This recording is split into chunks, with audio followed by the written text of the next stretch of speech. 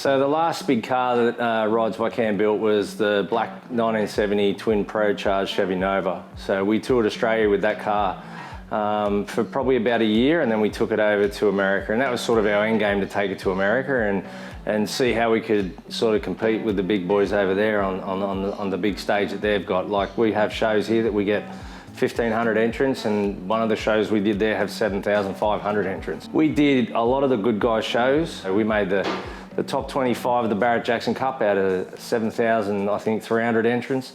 And then we made the top 20 for Street Machine of the Year in Ohio at the Good Guys PPG Nationals out of 6,800 entrants. It's just phenomenal. The car scene here is like this, but then you get to America and it's like this.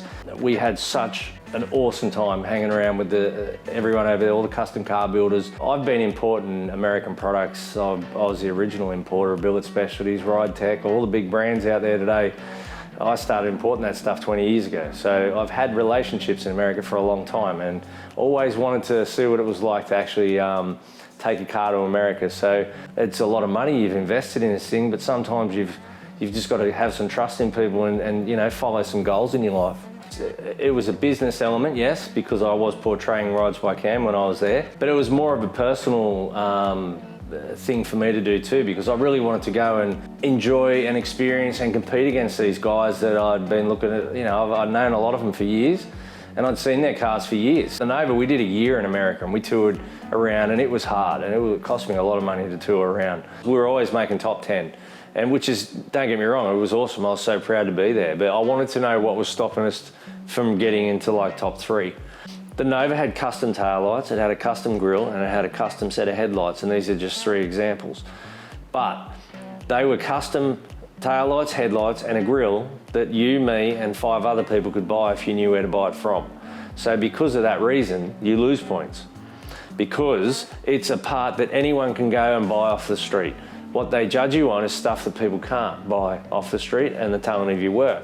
So if you're using something that you can buy and 10 other people can buy, they're not going to look at it as a special part, because you've, in their eyes, you know, that's what will dock points off yours, and the car next to you that has a custom set of headlights will get some more points over you. And that's what was keeping us out of the top 5 cars around the country. So.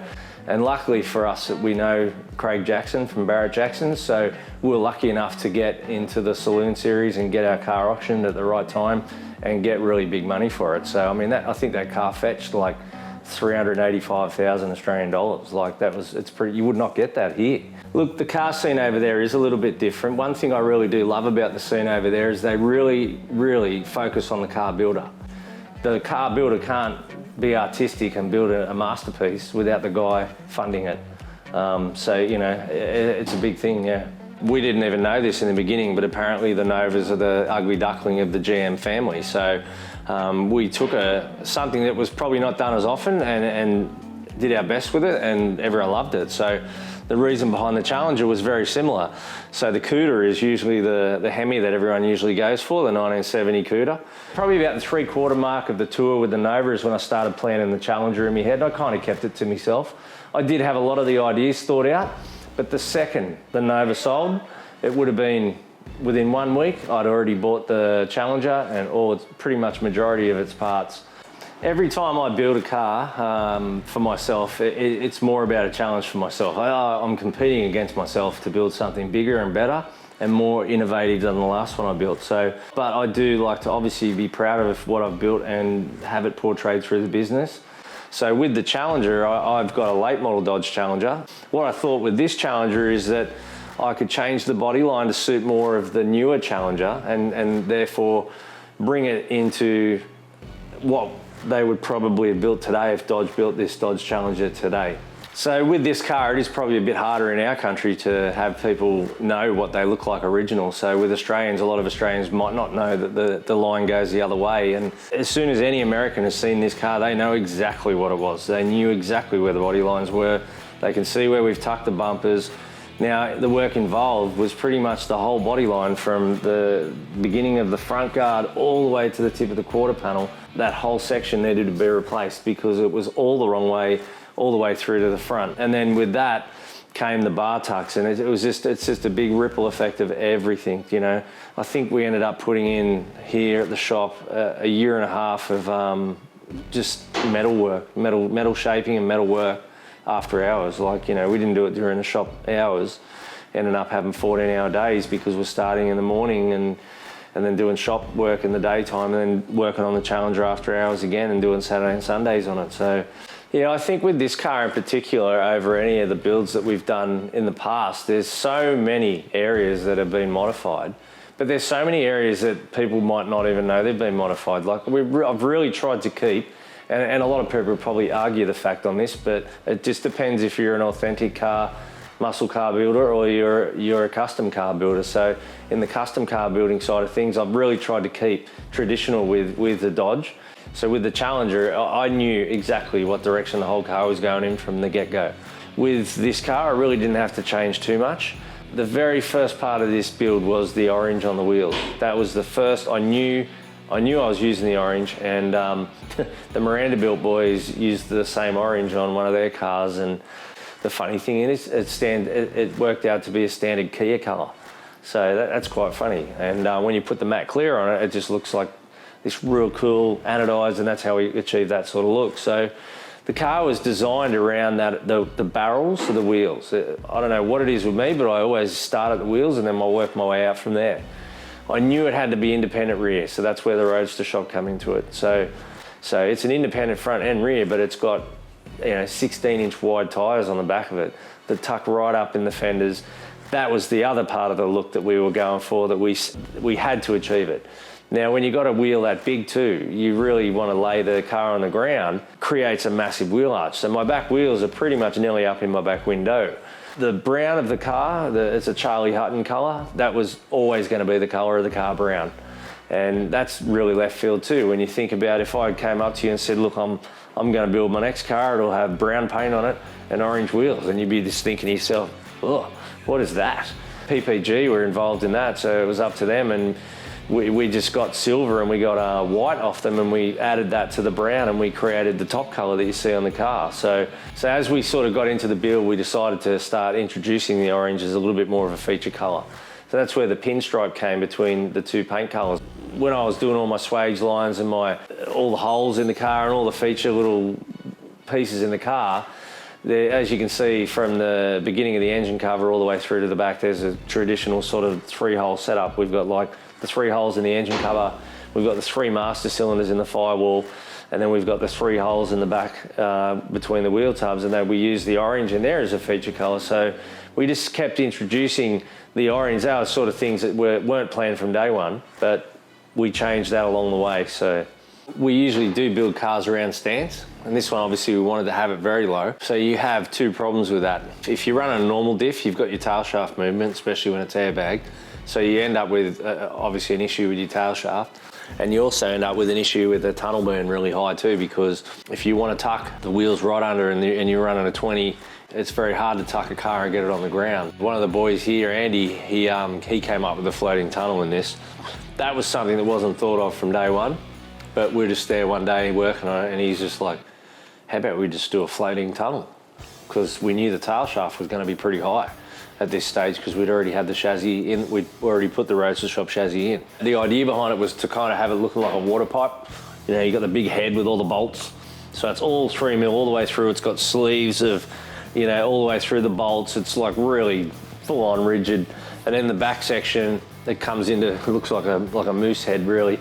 And that's bolted straight into the Roadster shop chassis. And then the back section behind that is like an inspection panel, but it's 3mm as well. So the whole section what that created was a really hard, another problem for us was, how the hell are we going to get the tail shaft in this car? Because it was no longer putting it up from underneath the car, because there's nothing there. As you can see under the car, the panel in the middle is an inspection panel for the wiring and for the fuel lines. And the tail shaft is 4, 5, 6 inches above that. We had to create the whole middle section of the car that sort of came out. So that's why it's got the back section that unbolts as well. So you push the tail shaft back, push it into the gearbox, line it up, do it up with the diff, and then put all the panels back in and bolt it all up.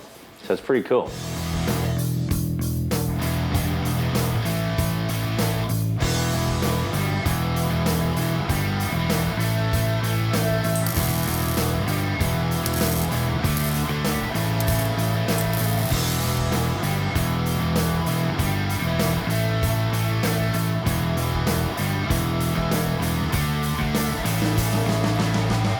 It's in theory had a body drop like a mini truck really. It's kind of been cut out like an RC shell.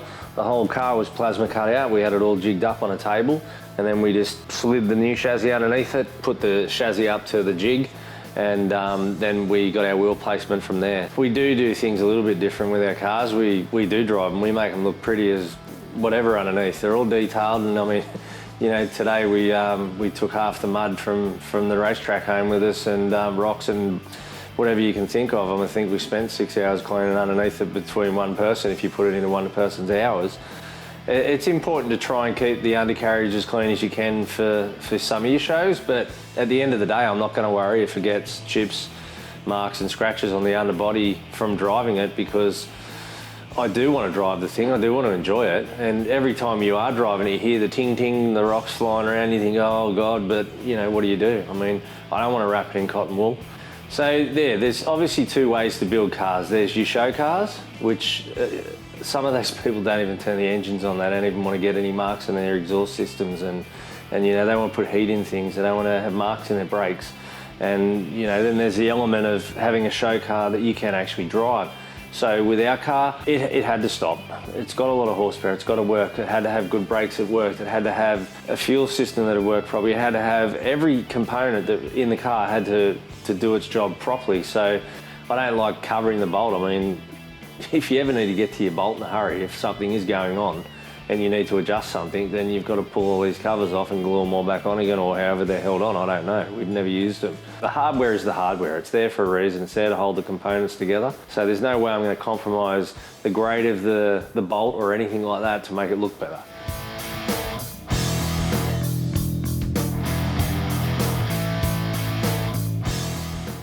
The first stage, obviously, is to find the best donor car you can. That's the most important stage. You don't want to buy something that's too badly rusted, or you know, you have to spend 8 months just getting it back to being a half-decent piece of steel.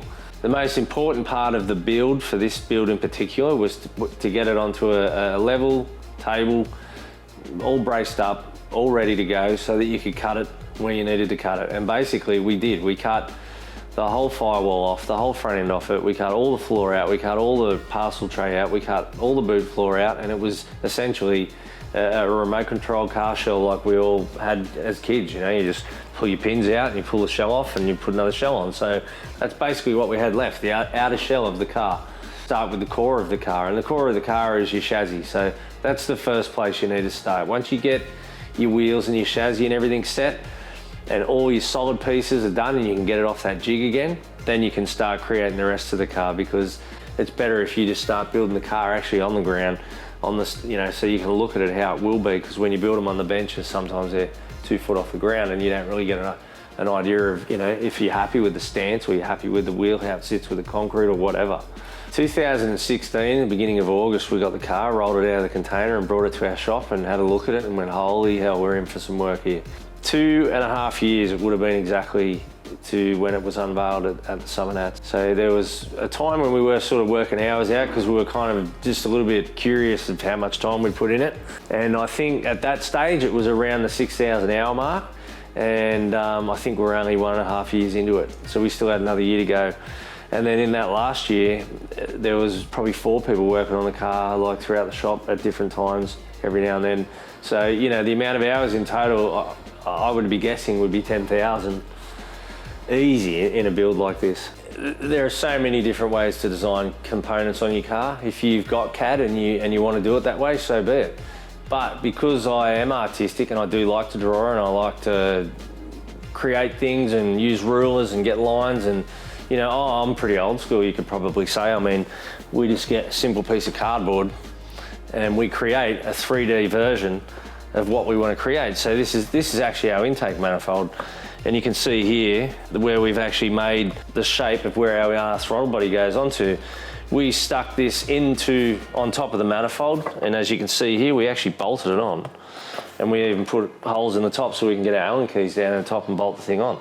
So the cool thing about using this certain cardboard that we use is when you are finished with it and it does clear and it does fit, you simply just take it apart, cut the components out of alloy. In this case it was alloy. Run them through our roller, put all your components that you've cut out of your actual cardboard template together, And that's exactly the same 3D template that you've just built, and all you have to allow for is your welds for your thickness of your metals. So that's one example. The second one that's pretty cool, and it might not look like anything to anyone right now, but that is our headlights. And as you can see on the car itself, that is the exact piece that we sent to America with measurements, and that is what they used to create what you see on the car. It's just a simple piece of cardboard. You obviously have to make it fit, and you probably can't see it with the camera there, but we've got little measurements and little center points for where the lights are meant to be and stuff. Then they take it and throw it in CAD, and then once they put it in CAD, then they can spit it out as a chunk of billet. So that's what these are. They're actually billet headlights, and then we painted them. So most people probably think, oh wow, it's billet, just polish it, but we didn't want any polished pieces on this car. So, and the other thing that has to be functional about them, they've got to work. So they've actually got high and low beam, they've got Parker lights, and they've also got blinkers in them. So every part of that headlight's functional in today for registration.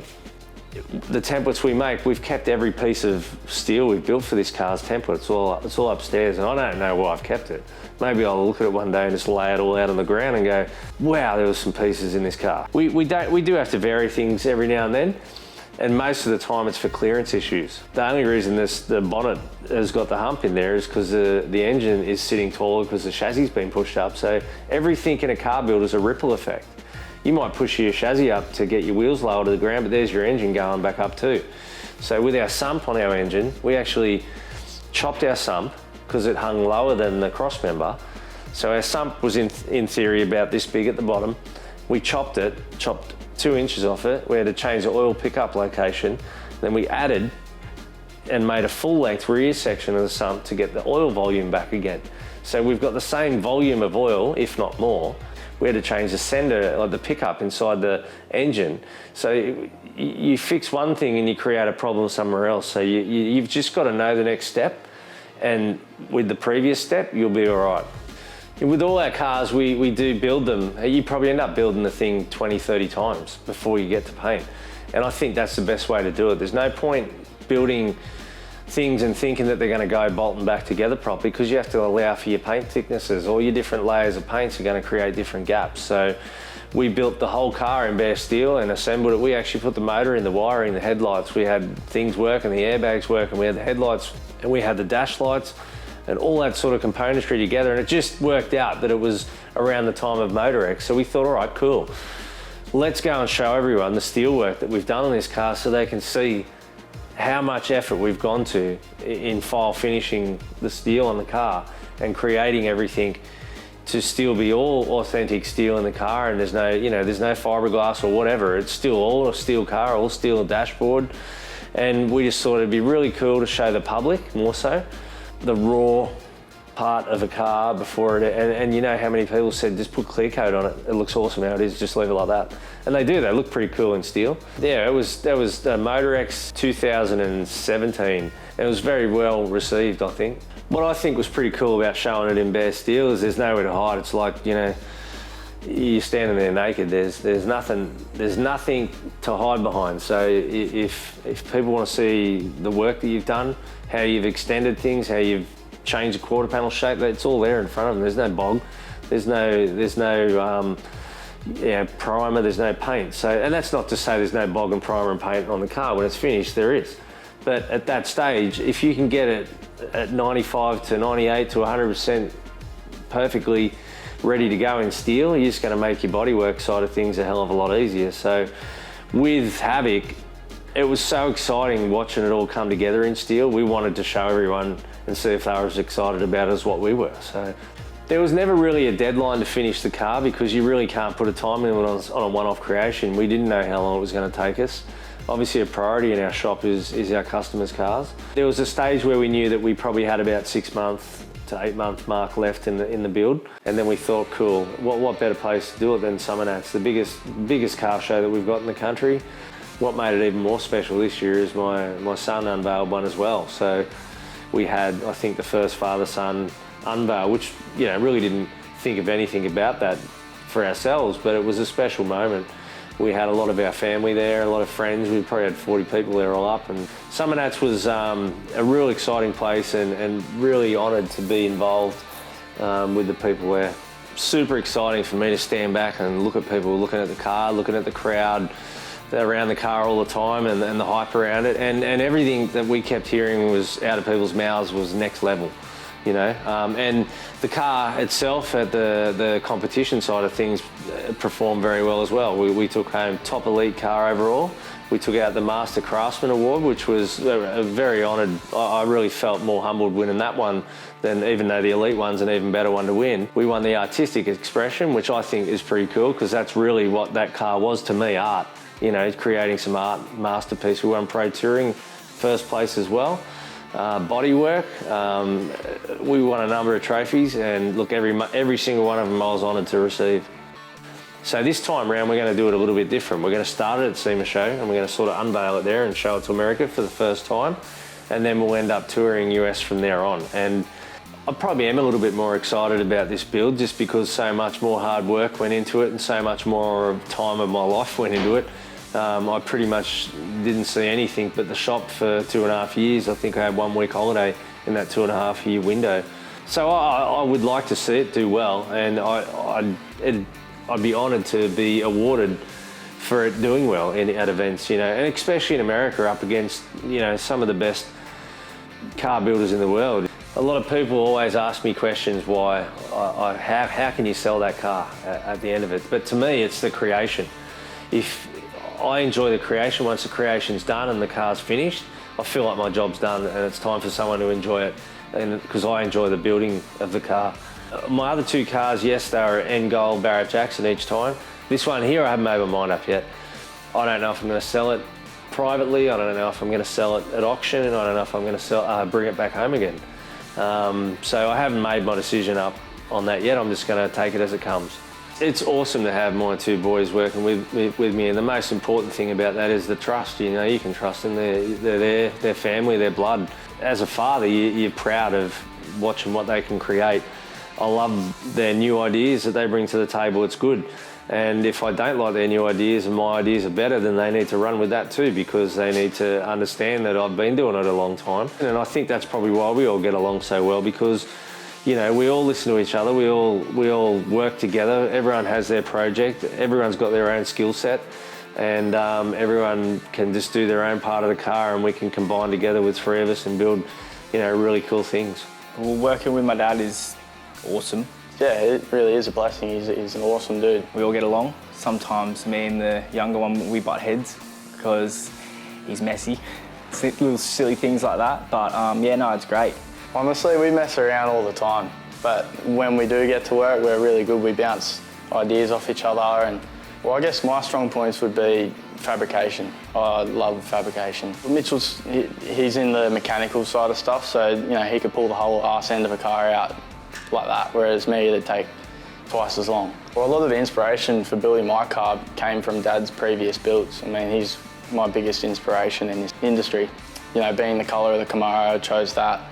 The previous car that we had here, the Nova, and we were in the States, you know, looking for cars, and I was ready to buy because I built a 32 Skyline back in the day and sold that and had money ready to go basically, and with the help of my dad, he was ready to jump on board.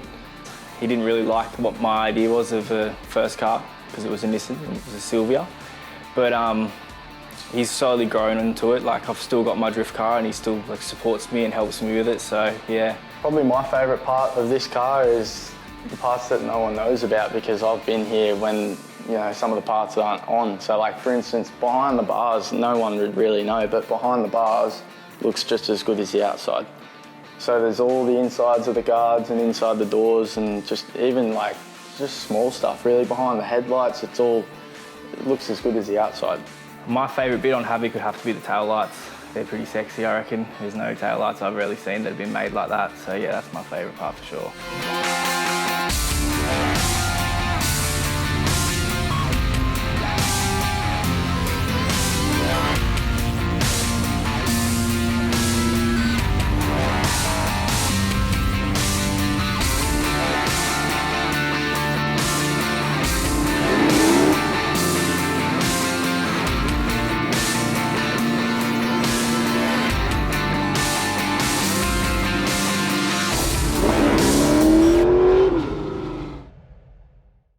With this car in particular, with Havoc, we've had some big people come on board.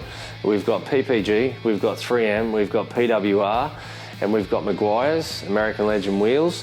What we were wanting to do is to have the best products and the best people and the best companies involved so that we could use their products and then they could in turn use our car to show everyone what you can create with their products. And without those companies, we couldn't have built Havoc how you see it today.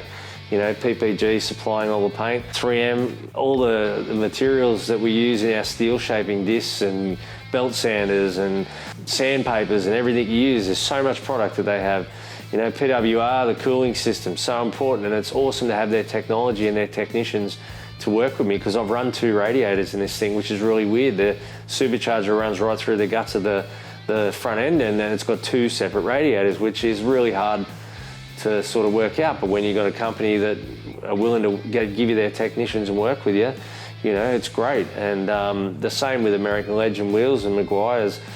They're polishing stuff, you know, that's what we use to get the shine on the car that you can see. American Legends put our logo in the wheels and took their own logo out. So to have these companies involved with the build, we're honoured to be there, and we're very proud to support their products and for them to support us. Well, you've basically got to work from the ground up. So you want to get the car on its wheels, got to get it on its get all the stance sorted out first before you can start creating the body around it. So you really need to start at the bottom and work your way up to the top. So the chassis is your first part of the car that you really need to design and get exactly how you want, because you may need to change the body components, and you can do that. It's going to be quite easy to do that if you've got your base set. We really wanted to put independent rear, and that's something different in a muscle car, because everyone really runs a triangulated rear end or a parallel 4-bar, you know, with a Watts link or something like that. So we wanted to be a little bit different, bring it to a little bit more modern. So, and it's a really cool design. Upper lower control arms, you can have airbags, you can have coilovers. What better way to do it than to just let them know what you want and get such a good shop involved with the build at the same time. Yeah, so the front suspension is roadster shop as well. And then we've run Ride Tech airbags in it instead of coilovers because we wanted to have the adjustable height. And then we've got like a NASCAR steering rack in the front and kept it left hook. This thing drives amazing, you know, like it makes such a difference to have independent rear, and it's got such a rigid, solid chassis design that, yeah, it's actually very nice to drive. It handles really well, and it puts the power to the ground neatly. Yeah, so the Roadster Shop chassis came full rolling from front to back. What you can't really see, it's the core, it's the structure of the car. So the difference with this chassis is most chassis bolt in, this one's all welded in. So the body's welded back onto the chassis. It was a bit of a, you know, the chassis is getting built in America and the car's here in Australia, it's on a table. And we get a side-to-side measurement off them from their rail to rails. And in the Challenger itself, we actually had to take some out of the seals to make the chassis fit in. So then once we've taken that out, we've replaced it all with 3mm plate. And then when we get the chassis, we pretty much, you know, in theory, you want to just roll it underneath the car, push it up into the car, and you've got your perfect gap either side to weld. And, you know, I had a couple of friends going, I hope you did your measurements right and all this, and being a bit cheeky, but they were all here the day the chassis got here. We rolled it underneath and we got a couple of jacks and we pushed it up into place and where it was meant to be, and it fit like a glove. It was perfect. So, I mean, if you did that wrong and you chopped your seals out and you just got to get your measurements right, basically. We braced the car. If you look, when you see through the build footage, you'll see steel going in all directions, and it's there until we build stuff that's strong enough to be able to cut those back out again. We don't want the car to move, so you basically jig the car up before you cut the pieces out so that when you do cut it, the car doesn't move and it still stays in the same shape as if the floor is still in it. So after the chassis goes in and you've still got this exterior shell, you need to tie back in some structural points. So the first place that we started was the rear wheel tubs. So we built an inner wheel arch, then we built a wheel tub, and then we morphed the wheel tub into the chassis, and we build the inner guards back into the outer guards, into the outer quarter panels. Because once you've got all those structures back in place and your parcel shelf and your pieces between your tubs, your car's starting to become a very strong structure again. So after we got that midsection of the car sort of finalised and the chassis in, we know the car is where it's going to sit from now on. And then we move on to the exterior shaping of the quarter panels. They are a very long quarter panel. It was very hard to keep that body line in steel. I wanted to make sure I kept it in steel. I didn't want to lose the body line and have to recreate it in bogger or something like that. So there was hours and hours involved of welding and filing and fine-tuning it with file finish, and then filling in a few pinholes here and there in the welds or whatever it may be. Heating and shrinking, making sure that everything tied back into the car and looked original again. So the quarter panels, where we sort of started, once we got the tubs in, we started from the back of the exterior and moved our way forward to the firewall. Because once the firewall was done, it could pretty much come off the jig. The quarter panels probably took about a week each. And then the doors were probably about a week for the two doors for just that top mid section of them. So there probably wasn't as much work involved or time involved in the changing of that body line as what there was in components like the dashboard or the wheel tubs. Like the wheel tubs were just, the amount of welding involved in the wheel tubs was just, that's what takes the time. It was actually 2 meters from start to finish of, and you're running this thing through a swage machine and running swage lines all through it, and it's a big piece of steel. It's heavy, it's awkward, it's hard to work with sometimes if you're doing it by yourself. The exterior itself was kind of the quicker part, and it's probably the most revealing part and the biggest change of the car, and it's also probably one of the quickest. Yeah, we met Dave Kindig at one of the events we were at in Reno in USA, and he makes a really cool door handle, which are the door handles that we've got on the car. He actually gave us a set for free to put on our car because he wanted our car to have some of his product on it when it came back over, and toured US.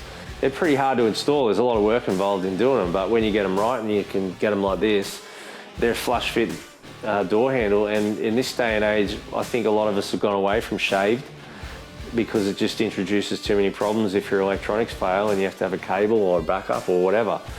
So the traditional Hemi bonnet has the nostrils in it. So I wanted to keep that authentic look in there, but what they usually have is they have a section that usually bolts in, and it brings like an eyebrow over the front of the nostril.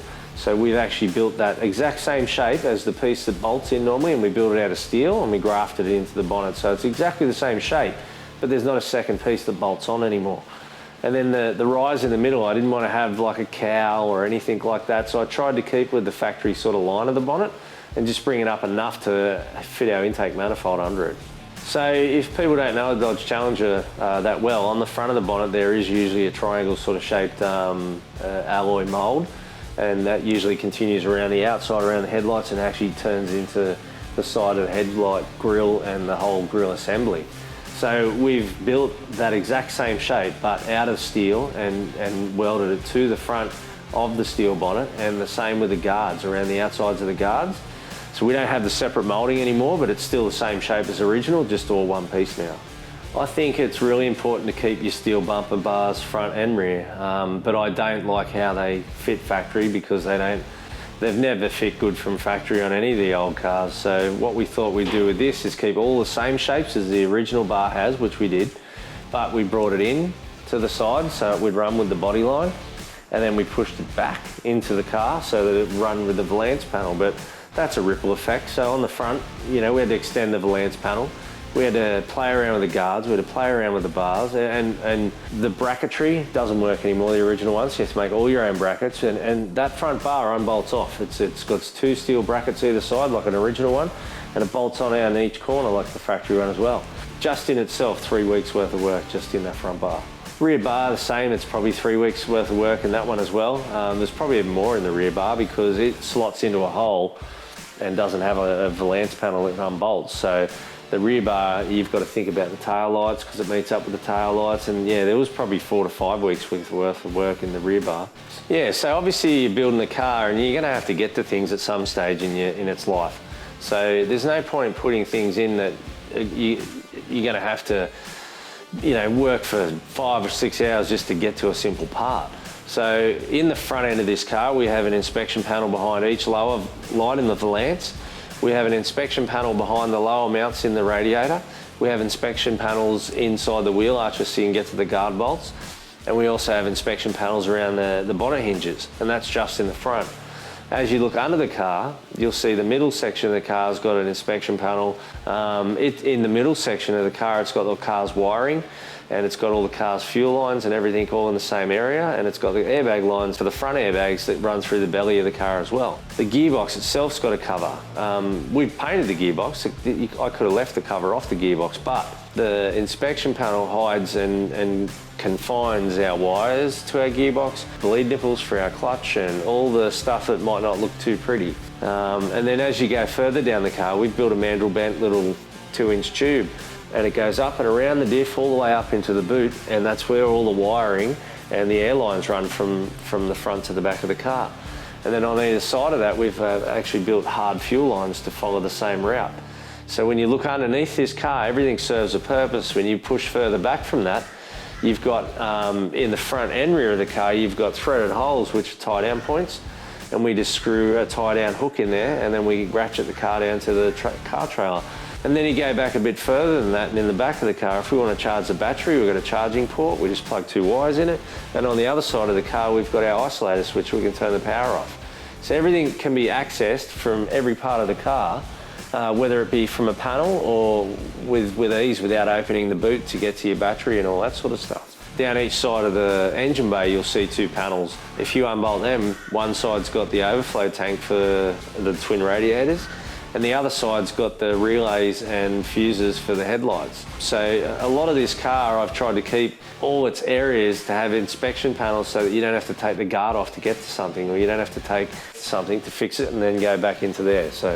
And I don't think it'll lose points by creating these sort of panels and nooks and crannies and, you know, panel covers and, you know, inspection panels or whatever you want to call them. I think really, if anything, they should give you some more credit for that, because you've actually thought about something and you've made it functional. The main difference between the 70 grille and the grille on this one is that I've extended the bumper bar to go back to the ribbed area, whereas in the factory grille they extend that ribbed area to go to the bumper bar. If you look at it, it's still Challenger, and it was challenging. There was that much work involved in getting that front end and the headlight section in that we nearly threw the towel in a couple of times, just because it was just getting way too hard. The first set of headlights we had built just didn't work. They weren't right. They just didn't look right. But we got there in the end, and we were pretty happy with the end result. And the center section of each headlight is what's in the Dodge Demon, the new Challenger. And they've got this little eyeball looking sort of headlight, which is the projector headlight that we used inside this. It is pretty cool having the late model sort of headlights, because they work properly and you turn them on. And I mean, just the halos on these, you could nearly drive with the brightness of the halos on these. And the halos are white, and then when you put your blinker on, they turn amber. So having modern technology in an old car is just awesome, because you don't need to have a separate blinker. So the factory Challenger does have a driving light in it anyway, and it's a round driving light. I've actually used a 69 Camaro light in there and modified it to shape, and then I've reshaped the valance to suit the light. So on the late model Dodge Challengers, they've still got the 2 either side headlights, and they've got the down the bottom light and the round in the valance panel as well. So it was really important to keep that. I didn't want to take anything off the front end, I just wanted to make it as if it was built today.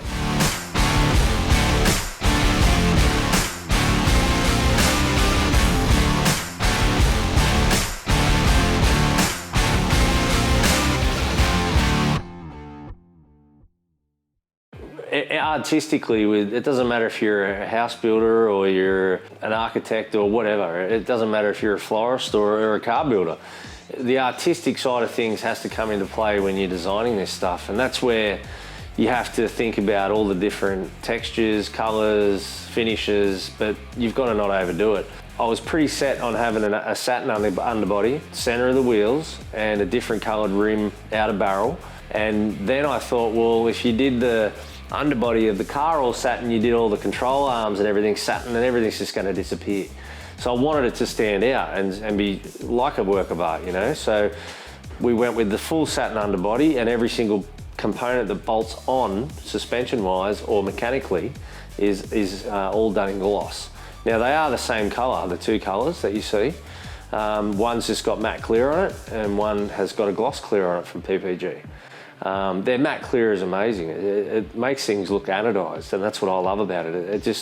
The only downside is if you get anything in the paint, you live with it. you can't sand it out, you can't cut and polish it because then you'll make it shiny. So you've got to have such a clean booth. And when I was painting that's where 3M come into it. You know, we use their dirt trap on the walls in the spray booth, and their PPS2 cups that we use, and they've got little micron filters in the top, and all this stuff is so critical when you're putting all these products onto the car to get it flawless, because the interior of the car's all satin too. I painted all that in one go, and I'm crawling around in there trying to not touch it with my leg or get me butt to hit something, and you're crawling around in there in all these positions spray painting, and if you get one bit of fluff in there, or a bit of dirt or a bit of dust or even an eyelash fall off into it, you know, you can't fix it. So the satin was very challenging, or the matte clear was very challenging, but you just had to make sure that all your products were working perfect, and that's where, like I said, people like 3M come into it. And so the brakes we went with on this car are Bayer, and we went with the same size front and back, 6-spot calipers. We did put the car's name on the brakes, but we just did that to customise the brakes a little bit too, you know, to match in with the wheels. I think if you're looking through a wheel, you need to fill the hole up with a pretty nice, nothing looks better than a big ass brake and a nice rotor. And at the end of the day, if you got 1400 horsepower, you got to stop. You can't just run tiny little brakes on the thing because it ain't going to work. So the wheels that we're running on the car are a 3-piece wheel. They're American Legends. They're called a Black Hawk. We just got them in raw finish, and we took the 3-piece wheel apart. We painted them. So you've got an outer barrel, an inner barrel, and you've got your centerpiece, which creates your 3-piece wheel. Quite a lot of work, because you've got to paint the outer barrel, the inner barrel, the center of the wheel. You've got to bolt it up, and we can't do it here, but you've got to put it on a dial machine, make sure all your bolts are done up evenly so your wheel's true. Then you've got to seal the two barrels together again so you can fill it with air and it doesn't leak air out anywhere. So there's a massive process. I've never had to take wheels apart like that before and paint wheels in all separate pieces. So even just coming down to the bolts, we powder coated every bolt. So trying to put them back on without scratching them, but making sure they were done up properly, you know, that was a massive task, but American Legend helped us out with those. I think when you think of Mopar, you think of the biggest, fattest elephant motor you can think of. So that we've gone with the big 572 Hemi. It's just massive. So they're a monster of an engine. So we actually spoke to Mopar shop in America, and Stanton Race Engines built the engine for us. And one thing we also noticed in America, that they love stick shift. So we thought, all right, we've never really built a stick shift car for one of our own cars, because I prefer automatic cars. So we went with the Tremac T56, and they organised to get that built for us as well. So the whole engine package came from Mopar shop, from Mopar themselves, and it was built by their race division that does their NASCAR stuff. So the engine was engine dynoed by Stanton Race Engines in America, and it was about 840. It would have put out at the flywheel. That would have been where they measured it from. And the engine was built to Jake's performance specs, so he actually told them what valve springs he wanted, what rod bolts, all that sort of stuff, what compression he wanted to run, because we're running the F3 Pro Charger. So the F3R, I mean, they're good for 2,500 horsepower. So we could potentially set this motor up at a couple of thousand horsepower if we wanted to, not a problem. It would be quite comfortable just to set it up at about 1,200 and see what it's like from there. The engine placement is pretty critical. It decides a lot of things, as people would know. It decides how your car's going to handle. If you put your engine too far forward, you're in trouble. So we did set this motor back a fair bit, which has obviously helped in where the main weight is. Most of the weight's still over the middle of the cross member, which is where it should be. But we've also got this massive crank-driven bracket on the front, which is a reverse rotation supercharger bracket that's been custom made by the supercharger store in US. It's massive in itself. It's probably 8 inches from front to back. And then you've got this big F3R Pro Charger on the front of it. So the motor itself is just massive this way, massive this way. And yeah, it was a lot of work to try and get that. It actually literally comes to within 2 inches of the front bar, the intake system. So big job to try and get that motor placement right cosmetically, but also engineering-wise, it had to be in the right spot too for weight. So the EFI decision was Jake's decision. That was kind of, I always trust and leave that decision up to Jake from Jake's Performance. He's been our engine builder for 20 years. So last time with the Nova we went carbureted, this time we went EFI. So he's gone with a 2000cc injector in each hole, and we're running a link computer system. I've always been a bit of a supercharger man, you know, going back from the roots type blower. Centrifugal superchargers, I just like how instant they deliver the power. There's no spooling up like a turbo. You just put your foot down and the thing goes. Crank-driven Pro Charger, we went this time because we had the belt-driven one last time, and we wanted to make sure we did something a bit different again. Probably the smallest area of the motor that took the longest time was the water pump. We've used Wiggins clamps on and solid radiator hoses, so they're all solid alloy tubes. There's no rubber hoses on this car anywhere. So to do that, you have to weld a fitting on, and in the water pump, because there's two radiators, it needs two outlets. So it's an alloy water pump that we've welded two outlets on the top of, and then we've completely smoothed it off and then got it all ready to paint. Then with our injectors, because everyone knows fuel injection's got a lot of wiring, a lot of ugly looking plugs, and there's things hanging off it everywhere. So we've just made a nice cover that tied into our intake manifold and to our valve covers to hide that, and everyone knows spark plug leads are usually the next thing that's quite hard. On the top of the valve covers, you know, Hemi always have spark plugs going straight down the guts of the valve covers, so the covers that you see on the rocker covers themselves are all custom built, and they were sort of made into a little bit of a work of art too. So they've got little vented areas that you can still see what's in there, but they've also got the logo of the car in there. They bolt straight onto the top of the factory valve cover, but they hide the spark plug wires so you can kind of get rid of some of the ugliness. Yeah, well, on the front of the heads, we all know that most V8s are offset heads and most of them are not symmetrical. So one thing I did forget about was the symmetry side of things. So I got a bit excited and just made a cover for one side, and then I just mirror imaged it to the other side with the same bolt holes, expecting the bolts to be in the same spot on the head. And yeah, well, they weren't, were they? So we had to weld nuts onto the front of the head on the second head, so that we could actually have the bolts in the same spot as the other side. So that was just to hide a few things that we didn't really want to see on the front too, like your Welsh plugs and a few other things that you can't get away from. So they're the Pro Charger race valves, and with that size Pro Charger you need two of them. So they work kind of opposite the turbo. They're open all the time until you put your foot down and they close. So they're basically letting all the unused air of the supercharger out of the system. Down to, we ceramic coated our exhaust system in a nice black, and it looked awesome. Yeah, so we heat wrap the exhaust. It might not be the prettiest look, but it's there for a reason. It's there to serve a purpose. It handles a certain amount of heat and it holds it in, and that's why we did it. So with this car, we didn't compromise anything in the build, because the end goal was to be able to drive it. And when we go to America, we drive them at a lot of the events over there and the autocross tracks, so it has to perform like a normal car. You have to be able to drive this thing on the road every day if you needed to. It was a pain in the ass actually making a car like something like this a manual, because yeah, you do. You've got the clutch pedal, you've got the lines, the reservoir, just everything about it. Yeah, that sort of horsepower with those big wheels, with that sort of clutch setup, it's been a bit of a challenge. But you know, we're lucky that Mopar helped us out with getting the box built and the bell housing. Mopar stuff's a bit tricky sometimes. So it's been a bit of a learning curve with the Mopar stuff, with the Tremec gearbox, but you know, we got there in the end. Yeah, the diff, we told them that it needs to handle around 2,000 horsepower.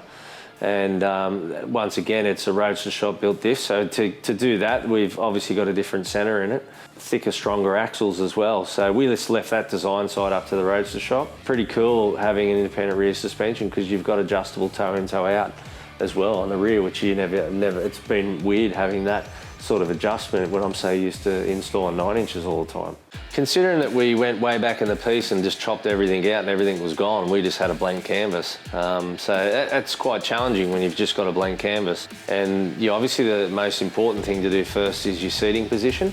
So once you get your seats in the right spot and your steering wheel and your pedals and you know, obviously with the manual system, as we just touched on, that's going to create another problem, because we need to make sure our footwell is big enough to keep, you know, our feet changing over, and it's such a challenge. So the very first part of the interior we started on was the tunnel. Once the engine was installed and we had our pedal box in and we had our seating position, then we could work our tunnel system out. So before we could actually do the tunnel system, we had to build the extractors. So we built the extractors and the exhaust system through the inside of the car. And then what we had to do, we thought, all right, well, cool. So we're not having an interior in this car, we're not having carpet, so we can't use Dynamat to keep the heat out. We can't use carpet underlay, we can't use carpet, we can't use leather if we're doing a flat floor. what the hell are we going to do here to keep the heat out of normal panel steel? So what we did is we got the shape that you see on each side of the tunnel, but in between each layer in the whole tunnel system of the car is a layer of heat shielding. So you've got the first layer, heat shielding, and the second layer, and then so it's sandwiched in between. So we thought, well, that's probably going to be the best thing to use between the layers. But then once we got from the first hump to the second hump, because of the internal tail shaft coming through the car, that's where it all had to turn to 3mm steel. So everything around that gear stick that you see, the top section, is all 3mm thick. But the next big thing was the dashboard. So the dashboard was all hand built from steel, started from pieces of rod floating in the middle of nowhere and ended up being what you see today.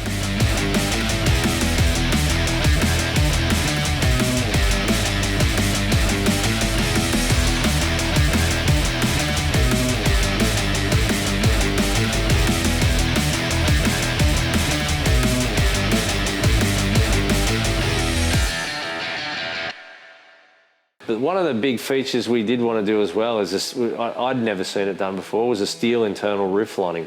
Having a full steel internal roof lining and an external roof turret, I wasn't sure what could happen when you go over bumps. Could things flex? Could things move? So what we did is we thought, all right, well, we'll throw two big massive leather patches in the roof. They're only welded every inch underneath the plate that holds up the leather. So what that did is that created a scenario where it could move if it needed to without being a solid fixture. So it's actually worked quite well. We've used the car, we've driven it, we tested it, and luckily we went in the right direction. But the internal steel roof lining was a big challenge, especially when you think about how that had to tie in with the flush mount windows. You get over building the actual internal roof itself, but then you got to come down the pillars. So then that had to tie into the wheel arches and the tubs. And then from there it had to tie into the door trim tops, and the door trim tops had to be removable so that you could put windows in. So there was so much functionality. I was not going to lose the window function of the car just because of the look I wanted, which plenty of cars have done that over the years. So the windows in this car still work. They still go up and down. They're electric. They don't build electric motors for the back, so we had to build them. Because the wheel tubs are so big, we're going to hit the factory glass windows, so we had to get ones made out of Lexan, but we wanted the curve of the factory windows, so we actually got them built out of Lexan, built with the factory curve to the factory spec and shape, but with the cutout where it goes down so the window can still go down and not hit the tub. So it's just, like I said before, a big ripple effect. The swage lines and a lot of the holes that you see, the dimple dies and all that sort of stuff, they're not just there for looks, they're there for a reason. They're there for strength, they're there for things not to warp, not to move. They're there for structure. But they all, when you do it right, you can artistically make them look pretty cool as well. So I thought with the interior being a majority of it still had to have some soft touches, which in my eyes were some leather. So the floor itself, done the brown leather. The brown leather, I got told by so many people, wouldn't work, but I knew what brown leather I wanted. I knew what was going to go well, and I knew what sort of diamond stitch I was going to put on it, and I was also knew that I was going to put heavy stitch on the outside, which they call a butterfly stitch, and it's in the orange just to match the highlight colour on the outside of the car.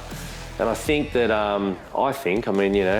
everyone's got their own opinion, but I think that the colour of the leather, the amount of orange used in it and everything just ties the whole deal in together. We've got a trim shop in-house, so we know everything about interiors as well. And traditionally, yes, paint outside turns to leather inside or fabric, whatever you decide to use. Simple things around door frames called pinch weld. Well, there's no pinch weld in this car. It's still got the stainless steel roof moulds for the windows to have their rubbers in it.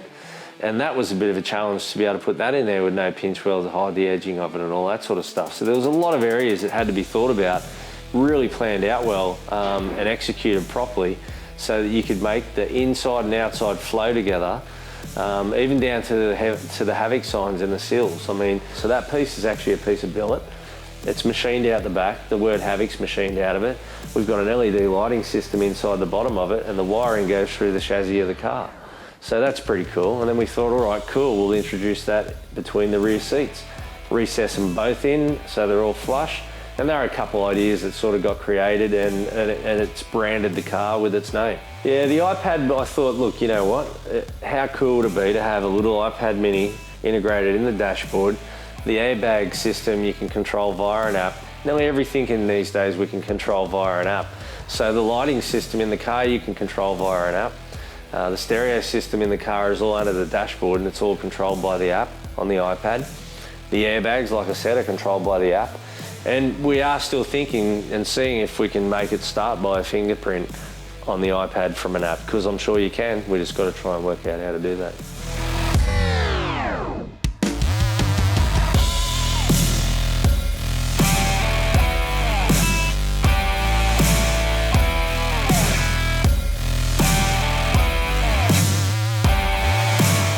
So the next build we do, I really want my two sons involved heavily on the build now. They're at an age and experience level where they can be involved, you know, professionally on it now. So we've been throwing around a few ideas. We're looking at 66 to 67 sort of model cars this time round, and you know, we've been looking at Novas, we've been looking at Chevelles, we've been looking at a lot of different cars of that era. That was sort of in the time when the bodies changed. You know, they were a totally different shape to what the ones in the 70s were. So we're running along the lines maybe of a 66 Nova, because that's what I've liked, and I've just been feeding him ideas. So yeah, that'd be cool. Goes to show he trusts us, and he's taught us well enough that he can trust us to be in his next project, and he wants our names to be associated with him. That's, you know, I can't think of anything bigger than that. Probably the 66, 67 mark, probably a Chevy this time around we'll do again. But we don't know, we haven't put our finger on it yet.